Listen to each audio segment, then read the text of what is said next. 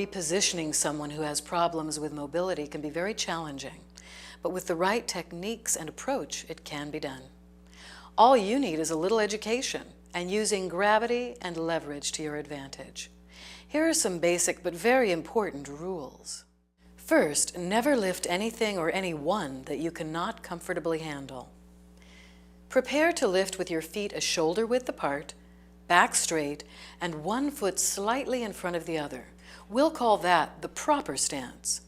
Also, let the legs do the work, not your back. Rule number 2, plot out your move and be sure of what you can and cannot do. If your loved one can help with the move, let him or her do so. Also, make sure that your loved one's socks or footwear do not have slippery soles. Rule number 3, make sure you don't have to move someone too far from where you're starting. Bring a chair or wheelchair close to the bed, for example, lock the brakes, and keep foot and arm rests out of the way. Always let your loved one know what it is you're planning to do. Be gentle but direct. Before you lift, get as close as you can to your loved one and avoid having his or her arms around your neck. You could both fall that way. Remember to keep the proper stance, back straight, knees slightly bent, and weight balanced evenly. Now pivot and don't twist your body towards your destination. As you pivot, relax the shoulders and begin to lower. If you need more help with this sort of maneuver, you can use a gait belt or a transfer belt like this one. This is a cotton belt with a metal buckle which is placed around a person's waist. A good rule when fastening this belt is the 2-finger rule. As you tighten, make a space so 2 fingers can fit inside. This makes the belt tight enough not to slip, and you can firmly hold it to help with lifting or lowering.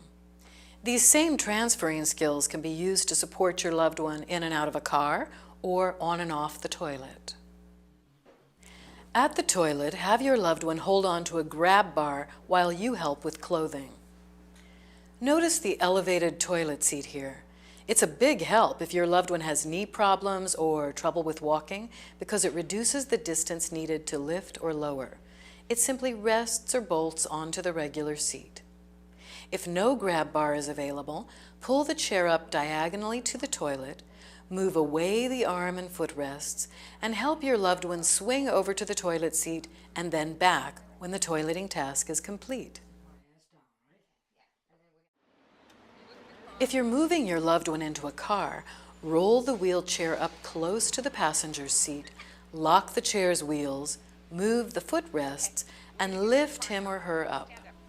When you are both standing, pivot toward the car seat and lower him or her into the car, making sure the head doesn't bump into the frame. Then, with your hands under your loved one's knees, lift his or her legs into the car. If you're putting your loved one to bed, first sit him or her on the bed's edge and as far back as possible. Then, gently lift and swing the legs onto the bed. This will help his or her upper body to roll into place. Once your loved one is lying flat, place a small pillow under his or her head to allow for the spine's natural curvature. Hey Jimmy, I'm going to push you up a little bit. To move your family member further up on the bed, get him or her to help by bending the knees and, if possible, pushing up against the mattress. To help your loved one sit up on the edge of the bed, put one arm under the shoulder blades and the other arm under the knees. Get in the proper lifting stance and tell your loved one exactly when you're going to move. Gently bring the legs over the edge of the bed as you lift his or her body into a sitting position. What we've been showing you here is how to move or position your family member safely, but accidents do happen, and despite all our good intentions and efforts, your loved one may fall. If it's a slow slide to the floor while you're moving your loved one, let him or her down gently to the floor. If you try too hard to hold him or her up, both of you may risk injury.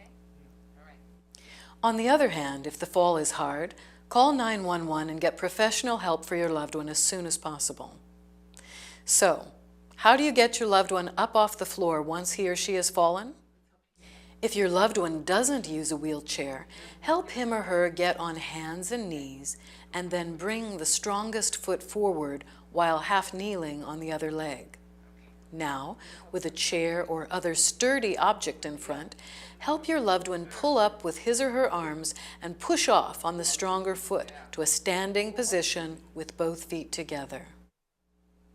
There are a number of devices you can use to lift, transfer, or help your loved one, but the ones we've covered in this video are for the home caregiver who may not have access to these.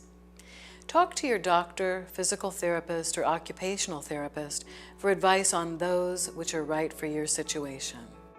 And finally, a reminder. If you're helping to move a loved one with ambulation challenges, you as the caregiver need to focus on your own health and well-being. In order to be the best caregiver you can be, you need to take care of you.